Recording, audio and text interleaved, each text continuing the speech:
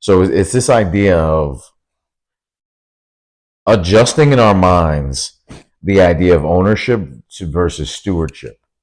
And the whole thought is that we we're raised in society, and just the way we think is that, what do what does a person own? What do they have? How much money do they have? Right? If you have money, technically you own the money in theory. Like, the money's yours. People wouldn't think of owning money. You'd say, but you can use the money to buy a car, so you own the car. You buy a house, you own a house, right? So much of the way we look at the scoreboard for men, let's just say men, the way we look at the scoreboard for men in culture is we look at what they own, right?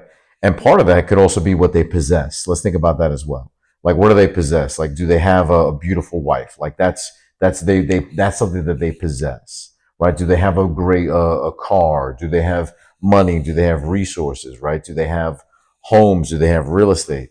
Right? Like, we go down this path of ownership, and so I was talking about recently this idea that of shifting that one word of ownership, and it does get a little bit, it does go down like the spirituality side of things, which is shifting the idea of ownership to stewardship. And the idea of stewardship is more, it's like the steward of a boat, the steward of a castle. If you, in your mind, you can make a slight adjustment to say that anything that is mine right now is only mine for a time, right? It's only mine for a short time. I've been stewarded, right? It's kind of like the idea of, they used to call flight attendants stewardesses, right? Like, they're responsible for who or what is on that plane at that one given time. So that slight mind shift of, what has God given me to steward, right? Yep. What has He given me responsibility over?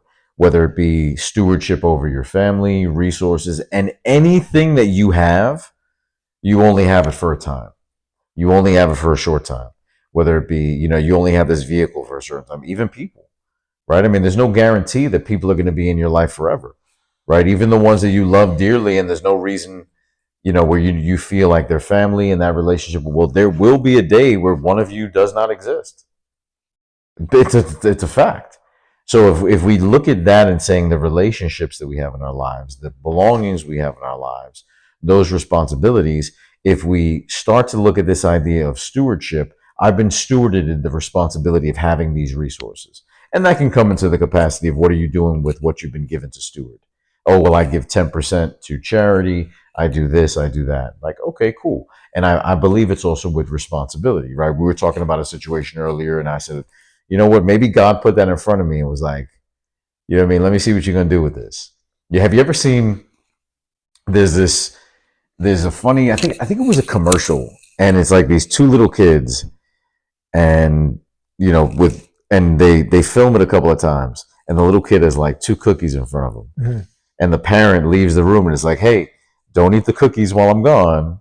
Like, leave the cookies, and if you leave the cookie, when you come back, you'll have two cookies, right? And it's an experiment with kids.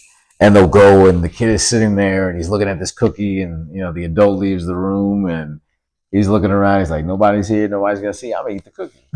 Eats the cookie, then doesn't get the two cookies, right? And they do it with a bunch of kids, and there are a couple of kids that hold fast and say, nope, I was instructed by who I take my orders from, right? We all have to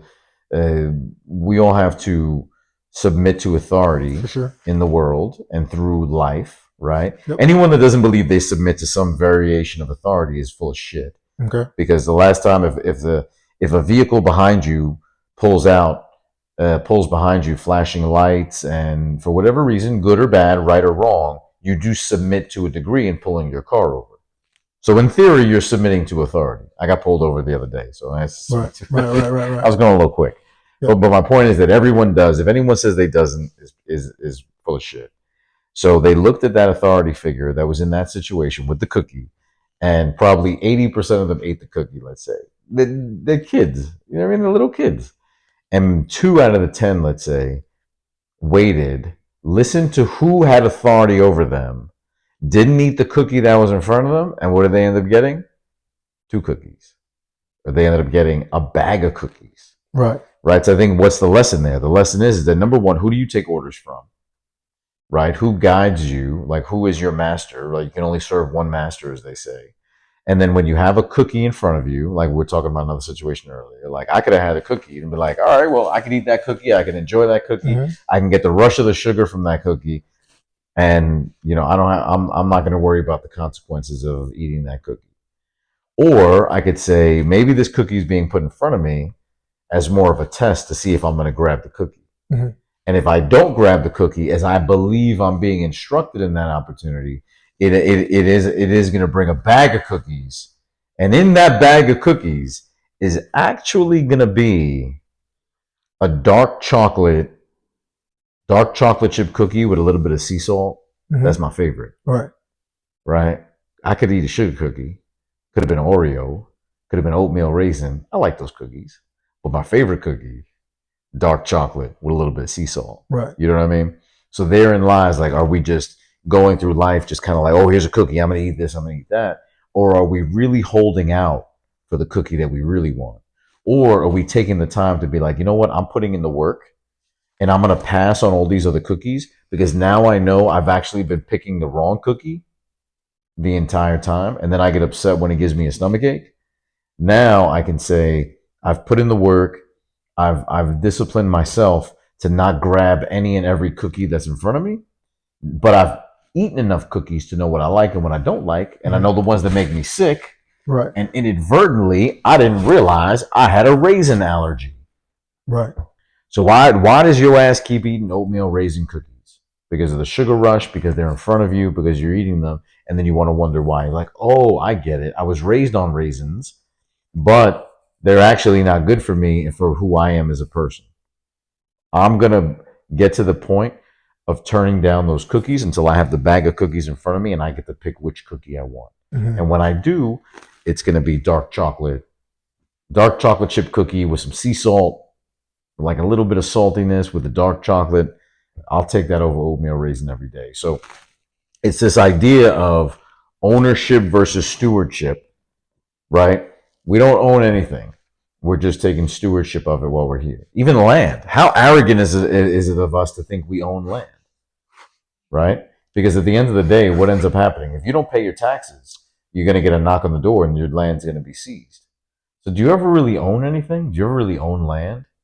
If you don't register your car and you don't pay outstanding parking tickets, they can come seize your car. So you don't really own anything ever. So that's why you have to own yourself, your beliefs, your mindset, your soul. That's the reason why I believe that there's a lot of people that have reached all of the other points of ownership.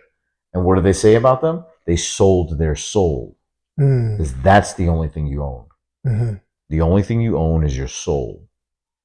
And that's why you can never sell it. All the other things you just have stewardship over. Big time. And you said something about who we are taking our authority from, right? We all yield to authority, but who we choose to accept authority from, I think, is big. Mm-hmm. I think that a lot of times leadership comes with a high level of responsibility towards maintaining your soul and good character, right? Because you're guiding others. And so if they're choosing to allow themselves to be influenced and led by an individual, it's important to make sure that that authority figure who you're going to be taking that authority from is someone who is qualified, right? And someone who knows how to get you to the destination that you intend to get to, because a lot of times we can be misled. But you said a lot of things, and I love that stewardship versus ownership contrast, because I don't think we look at that enough. It's almost like I used to do financial breakdowns for some clients and previous occupation I had, and we would look at ownership, right? Leasing versus financing when it comes to vehicles and stuff like that. And the idea is, if I finance, I'm owning. I have more ownership versus over a lease. And it's like, yeah, but you miss enough payments, they still gonna come get your car. So until you pay for that car outright, you don't really own it. And so it's just the different perceptions on ownership and how we look at it. Sure. It's all relative to the way in which we mentally perceive it based on our own understanding. But it's very key looking at stewardship as almost like momentary, right? And I think of, like you said, short term, what do we really own? And it's like, well, everything is temporary, even life. And if we think about our authority coming from, a higher power, Lord or God or whatever you choose to believe in, if that's our authority and that's where we're taking it from, even this life is temporary. Correct. You know what I mean? And so it's like, what are we being asked to steward with this life, with this momentary opportunity? What are we being inspired to steward? Your body. We're stewarding our body, stewarding our soul, stewarding our Right. mind, right? And then that makes me think about certain gifts. Some people are gifted, you know what I mean, with certain abilities, tasks, responsibilities, spiritual responsibilities, or what we've talked about in the past, and something that you brought up and mentioned is mission. You know, maybe not what's your purpose, what's your gift, but what's your mission. And I think we think about mission a lot of times as that can be temporary, right? We have a life's mission, or we can have multiple missions.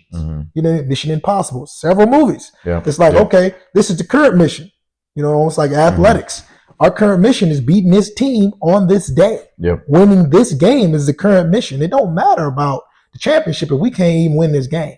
We got to win this game. It's our current mission. And so I think in life, sometimes, we can be tasked with different missions, right? Our current mission right now in this decade, in this moment in time, is to do X, right? Now, once we get past that mission, that point, then maybe we've now grown into a new level of awareness, a new level of knowledge and understanding to now be qualified and capable to receive a different level of inspiration, spiritual responsibility, mission to go and attack and handle. So I love that stewardship. Like, how are we stewarding our life? And I think, like, to your point, it starts with where we're taking the authority from. And then you mentioned something else there about the cookies. And it reminded me of the parable, biblical parable about the talents, I believe it was. And someone multiplied the talent, someone did net neutrals and even exchange, and then somebody buried it. And then it was like, the person that buried it, disappointed God, you know what I mean? The person that multiplied it, received exceptional abundance and favor because they did exactly what he intended them to do, which was their gifts. With their gifts, right? And so with what he gave them. Exactly. And then it made me think about the cookies that you were saying. And I'm like, well, what is the big deal about the fact that you are advised not to eat the cookies? Kind of like Adam and Eve, right? Don't eat the apple, right? But what is the signification there? And I'm thinking the signification seems to me like discipline, seems to me like control, seems to me like faith, trust, seems to me like fasting, seems to me like abstinence. Like you're abstaining from your desire to go against what has been advised to you from the authoritative figure, right? With faith that the outcome is going to be either what you think it's going to be, what they said it's going to be, or overarchingly greater than what it's going to be. But that takes a level of internal personal discipline to abstain from that desire. And I think that's also maybe saying something with don't be led by your desires. Pleasure. Be led by faith. And the faith that's coming from the authority of where we're getting our guidance. And along that, like even there's a lot of P words that are in there. So it makes me think of pleasure and pain, pleasure versus purpose, right? So are you making the decisions based on pleasure, or are you making the decisions based on purpose? And again, if a man, especially, because I mean, everything we're talking about, I think is really could, would, and should be ingested by men, right? I think that's what it's about. It's like, okay, what's your purpose? About how do you unwrap the gifts God gave you, right? So imagine it's Christmas, right? And you and I don't have kids yet, but imagine it's Christmas, but we get our kids some gifts. Now, one gift they leave, they don't even open. Correct. Right? The other gift they open and they kind of use it, but you ever see somebody that gets this is kind of funny, like someone that, like, you say, like an old toy, but they keep it in the box so it stays valuable. Have you ever seen that? Where they have like old toy conventions and they're like, look, here's a toy and it's in the original package, right? And they kind of sell those, you know what I'm saying? Yep. Where it's like it's in the original wrapper. It's like, but you didn't play with vintage, but it's in mint condition, right? But like you didn't, but it wasn't played with, correct? Right? So it's like, okay, there's some value there, right? And then it's sort of like, no, but I gave you that gift to open and play with, correct? And if you had played with it the way I intended for you to play with it, it would have multiplied who you became, versus whether or not you kept it in the wrapper. Yeah, there's some value there. Like, okay, great. You can take that little toy, your Star Wars Chewbacca, It's like I that's appreciate it, now. but But it's like right now it's you can not the take point that little Chewbacca and you can sell it for for $100. sure. Meanwhile, it was so like okay, it was originally $1.99. It's now worth 100. So in theory, you're like, wow, it appreciated. Great. Or could it have been that if you opened that up, that toy, and you played with the toy for what it was intended to, it would have broadened your imagination. Mm. That's what I And was it thinking. would, you see what I'm saying? And that little toy would have taken you down this whole other path that would have, or like the Lego set. I think Lego's a great example of it. The Lego set versus by opening that Lego set and playing with that Lego set got you to the point of becoming an architect that you now make $1 million a year. So you have a $1.99 toy, you have the toy still in the box worth $100 because it appreciated, or you opened it and used it the way God intended for it to be used, and it made you rich. It made you wealthy. So that's the same thing with the parable of the story of the talents, where it's either you buried your talent, you didn't use it for what it was intended to, or you used your talent but you didn't multiply it, or you took your talent and you exponentially multiplied based on the talent that you have. Mm. Right? So I think it's the exact same metaphor. And to add to that, if we do give someone a gift, it's and even with us, like you give someone a gift, they look at it, oh, very nice. Oh, the camera. Oh, okay, great. Right? Are they appreciative of it? Are they using the camera for what it was intended for? And then does that make you want to give that person a gift ever again? Absolutely not. You never want to give them a gift ever again because they weren't appreciative of the gift that you gave them. Big time. And I think God does the same thing. I think God is looking at a lot of us that have gifts and be like, just waiting. Because when we go back, sometimes we got to unwrap something that's been wrapped for 20 years. Sometimes we got to go back and unwrap the thing we never unwrapped. Mm-hmm. Or the second one, which Big I know time. I'm guilty of, is you got to take it out the wrapper. Oh yeah. You know what I'm saying? You got to be like, stop saving it for when Mm-hmm. and take it out the packaging, I should say. Take it out the packaging and use it for what God intended you to use. Then when you do that, so many other things that you weren't expecting are going to come. Oh yeah. And you're like, oh, wait a second. You gave me this shovel. I didn't use the shovel you gave me. I left the shovel wrapped. Yep. Then this shovel I left in the, where I didn't want the shovel to get dirty. And so I can sell the shovel one day for a couple bucks more. Or I could use the shovel because what ended up happening was when I started digging, guess what I found?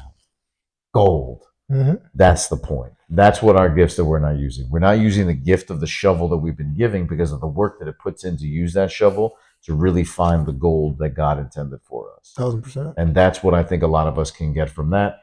The idea of stewardship. The only thing we own is our soul. That's why it's selling your soul. If you know that what you did in order to own those things went against who you were as a person, your values as a person, your conscience as a person. That's what I believe the metaphor that people say, oh, they sold their soul. So the only thing that we really own is our soul. And if you get to that point of realizing that it's in jeopardy of being sold, you got to run the other way as fast as you can, even if it means you have limited ownership to things. But then you need to realize that everything is just stewardship. And it's great point. Great point. That leads me to another train of thought, which is you can own something but not have a responsibility to it. Right? I can give you something, right? It's just yours now, right? And you just have it. You can go put it on your shelf. You can have a storage room full of things that you own. You don't use them, but you own them, right? Mhm. But I think when we think about stewardship, if we just make that little slight adjustment, like you mentioned, we can look at it, connect the responsibility to it, right? We have a responsibility with our life to do something, right? Whatever that something is, we have the responsibility to do something. When we think about stewarding, we're thinking those people have a responsibility of either managing, tending, serving, something. They have a responsibility to do something as a steward of this vessel, right? You're not just a part of this or attached to this for no reason. If that was the case, you're out of the picture. Like, you have something to do. There's a responsibility, and I think a lot of us are trying to figure out what that is that we are here to do, that we should do, that we're inspired to do, that we're called to do. Sure. And it really just made me look at, as far as myself, for sure. I know when I get inspired to do something, I almost wrestle with my spirit, and I kind of start negotiate with God a little bit. And I'm like, I'm like, all right, I know I need to do it. And it may be uncomfortable. And I think the moment that we get to that boundary, that layer, that ceiling of growth, and it says, hey, and the sign on the door says discomfort, if we're unwilling to push through that and go into that room, right? It's like running over the coals, right? If we're unwilling to do that, lift that heavy weight that's uncomfortable, that's causing us to change our form, and we're not willing to face it, we're not willing to face ourselves, we're not willing to sit in the dark and sit with ourselves, right? We keep on running. I think that a lot of times it'll wait, to your point, right? How long do you go back and get that old toy, right? Pull it out of the wrapper. It's like sometimes that task, that responsibility will wait on you, and life will go until you do it. And so now, as a wiser man, when I get those inclinations to move on my spirit and I feel myself get to that door of discomfort and I feel myself pause before I open it, like, now I had to recognize the pause. I'm like, you're pausing because you're uncomfortable, but this is the next layer of growth. You got to do it. And there's that faith piece, right? Be faithful, right? My desire might be to seek comfort. My desire might be to stay in the background, right? To be unnoticed, to not cause a whole lot of disruption or energy or attention. But the calling and the responsibility and the next task requires me to push past those feelings with faith. And I think a lot of times we get to that point to where we're like, something I need to do. But now I know if I don't do it, I'm not going to receive the next mission. If I don't complete this task, fulfill this assignment, just do what I just was convicted to do, take action on this deal, finish or complete this task, finish this homework, take this test or examination and pass it, I'm not going to be able to move on to the next chapter, move on to the next assessment, move on to the next mission. I'm not going to be able to do that. Then we're not going to feel like we're growing. And I think a lot of people get stuck in stagnation. And we did a video previously about being frozen, right? We get, and then I think sometimes we can ask, or we can go back and adjust and say, once you're feeling frozen, what are you not doing? Not necessarily what have you done to now allow you to kind of chill and rest on your gifts. It's like, what are you not doing? Maybe look at some of those things that you're being convicted to do that you've been hesitating on and tried to pivot around, that now you realize it don't matter how long you go that direction, the next mission is that way. And so you're just elongating your path that you got to go back and continue to go back. And one last point there. Somebody asked me about getting to neutrality, and with someone who I spent a great deal of time in the corporate world, and there's a lot of stressors in the corporate world and mental pressures, and it takes a lot of mental energy, and so a lot of times it can alter your mood, and that can turn into just a state of being where you're just kind of a more anxious individual, or a little bit more, mentally burdened individual, because you're just used to being in that realm. You're used to playing in the arena where the temperature is set to a certain place, right? And after a while, it can weigh on you. And so one of my clients asked me, like, what do you do to get to neutral? Because they're like, your demeanor seems a lot more calmer. I said, honestly, it's interesting. I said, one of the many things I do is I go back to reading. And I was like, it's not always a particular book. It's just reading. It's nighttime meditation and reading, and allowing my mind to fixate on something. I think that's almost a form of meditation, right? To not stay in thought, because we get wired in thought, right? That now that we can fixate on what we're reading, now it trains our mind to focus. I said, I also go back and I listen to a book called As a Man Thinketh by James Allen. It's a summarization of Think and Grow Rich, right? And it just aligns my thought. And what's interesting is, when I do those few things, sometimes I immediately go back into a creative space. I immediately now receive a clarity on the next assignment, on the next mission, on what to do next, on how to overcome this decision. I immediately start to get that clarity. And it's interesting that that works. And then you get distracted. Life is distracting. On vacation, it's summertime, it's the wintertime, blah, blah, blah, blah, blah. You got relationships with people, you go on events and tasks, get distracted. But then it's like, dang, I don't have the clarity. What I need to get back to the mission. What is the clarity? I don't know what step to take next. And then you just have to have, your process, Mm-hmm. right? And that process seems to realign me back into a thought pattern of abundance, to like Okay. your point you were talking about earlier, be before you are, right? Mm-hmm. Modeling that behavior. It puts me in a thought process, right? As a man thinketh, retrains me to focus again on the things I know of how to think on a consistent daily basis, to then now all of a sudden the clarity comes. All of Mm-hmm. a sudden the next mission comes. All of a sudden I have clear vision on where that next step is to take. And Mm-hmm. now it's action, it's creativity, it's inspiration. And it's just interesting that sometimes you need certain things and a certain process to channel that behavior. And I think that can also be a part of the responsibility piece, Mm-hmm. right? As far as like mentally elevating yourself, taking responsibility of that process to continuously keep ourselves in alignment for growth, and not just expecting that we're going to always do it. It's like, no, it's a Yep. responsibility. It takes consistency and discipline to stay on task through that process. Yep. I mean, it just as you were saying before, sort of by taking that mission that you Yeah. have, because unless you do that mission, that's what's going to unearth the next mission, Oh right? no, Even that's a if good we talk word. about it's a good word, we're sort of like the idea of that shovel idea, of that being the gift. Everyone has the gift of a shovel. You just got to figure out what the fuck you're digging. You know what I'm saying? Yeah, Like sure. that's where your treasure is. Your treasure is wherever the fuck you dig.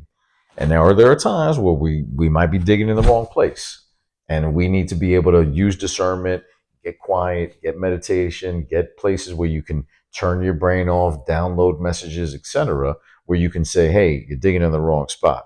Hey, you're digging in the wrong uniform. Hey, you're digging in the wrong state. Yep. You need to go dig over here. Big time.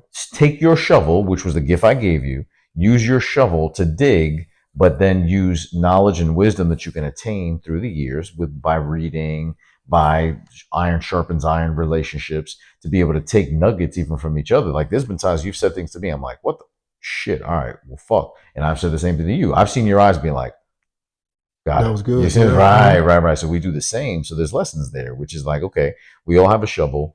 We all have to determine if we're digging in the right place and on the right things, Mhm. and whether or not it's in what really is going to help drive us when we start getting a little deeper into that. And it's okay if we dug in the wrong places, we're in the wrong state, we're digging, we're like, you know what, these are the reasons why I know that I'm digging in the wrong spot, whether it be the corporate world, let's say, and you're like, you were digging that for a long time, but if you dig too long, all you're doing is making yourself a grave rather than finding your treasure. Big time. So It's a word. that was some That's shit a right word. there, right? So before that digging gets to 6 feet, you can still climb out. Once it hits 6 feet, it's going to be very hard to climb out, Mhm. right? So it's. I watched something the other day, and I don't remember the gentleman's name. I'm not trying to take credit for this at all. And he was saying that there's really two types of like older adults that are I can see a that. challenge to be around. Yeah. And one of them is the adult that never tried, never got in the arena to fight for what they really wanted. And then the other one is the one that fought, won, but they won the wrong game. And I was like, ooh, that's powerful. Like imagine you dig that hole and you finally come to realize you were digging in the wrong place. You found some treasure, but it wasn't your treasure. Mhm. You found some valuables, but it wasn't exactly what you wanted because you were digging. But rather than making the decision after 2 feet, not wanting to waste the 2 feet that you were already digging, you kept digging. It's like, okay, now you got the corporate job, you make the 250 a year, but now, you're still in that structure. You can't go anywhere. Maybe you're a partner at a law firm making 350, 400, 500. You're not going anywhere, right? So you dug a great hole. You used your shovel, but did you dig the right hole? And again, there's no right or wrong answer, but I love that metaphor that he gave, and I was like, man, like that's powerful, right? So, can we really identify number one what our shovel is, number two where we should be digging, and then number three how are we getting quiet from the voices of the world and also the voices within ourselves to be able to decipher who the right wolf is to feed, right? And then be able to take those downloads, be able to get information from people that you know, love, and trust to be able to iron sharpens iron it. And then if you do have to make that decision, sometimes it's with relationships, sometimes it's this, sometimes we Mhm. have to block energies out, Yep. right? And we just have to get to that point and realize, like, okay, you know, someone might stop drinking. right? I'm gonna block that energy. Facts. Not saying it's not an energy for anything else or whatever, whatever. I'm not Right. claiming it's some evil energy, Mhm. but there's a reason they call it spirits, right? You know, a lot of people don't talk about that. Like the reason they call wine and spirits Right. is because of how crazy people act when they drink it. Right. Yeah. That's the reason it's called spirits. Because when you drink it, those demons inside of you present themselves. Mm-hmm. The spirits inside of you present themselves. That's why they call it spirits, right? So if you can identify that and not, you know, objectify, you know, the process or the substance, but realize that you might be able to look at that. And I've used it around people. I'm like, yeah, have a couple drinks. Let me see what's really in there. Yeah. And acting a fool. This one girl was acting a fool. I'm like, you're a fool. Thank you. And then I'm the bad person, of course, for passing judgment in theory. But all I'm doing is passing judgment based on what was shown to me, Mm-hmm. based on the spirits that are inside of you. Mm-hmm. Cool, no problem. But at the same time, I can't be held responsible for trying to heal that. I know that I've done that in the past before. But if you can show me that, then it's my fault if I then take my shovel and dig in the wrong hole, especially if I already know that that's not where I want to lay the foundation of my home. And I'm gonna dig, and be like, all right, bring the cement truck in. But you didn't want to live there. You know it gets cold in Minnesota. Fuck you trying to build in Minnesota for? You don't want to live there. Right? So there's all of that underlying to say that every decision we make, everything that happens is our fault as men. That has to be number one. Everything. And that Mm-hmm. can be good or bad. You win an award for being the best trainer. You win an award for being a top salesperson. That's your fault. And be like, well, what do you mean? The word fault doesn't have to be good or bad. Let's think of it from the good perspective. It's your fault that you won that award. What are you talking about? It's your fault. You put in the work. Right. That was a result. Now, it's also your fault if you're 50 pounds overweight, right? It's your fault. You ate the food. You didn't track your macros. Big time. You didn't put in the movement necessary, right? It doesn't have to be you didn't lift weights. No, let's simplify it and just say movement. You didn't move enough. You didn't move enough, which didn't cause a caloric deficit For that would sure. at least maintain where you were. It is your fault. So now let's get into the habit of using the word fault from a good perspective. Mm-hmm. By the way, your physique is your fault. Your muscles, that's your fault. Mm-hmm. Everything is your fault. The relationships you have or don't have is 100% your fault. The more as men we can own that and we can first accept that word is the way that we can move forward. So that way, no matter what happens, good or bad, it's 100% our fault. Now, what we need to do is identify our shovel, pick up the shovel, make sure we're digging in the right place, and then just dig. And when you don't know if you're digging in the right place, dig anyway. Dig anyway.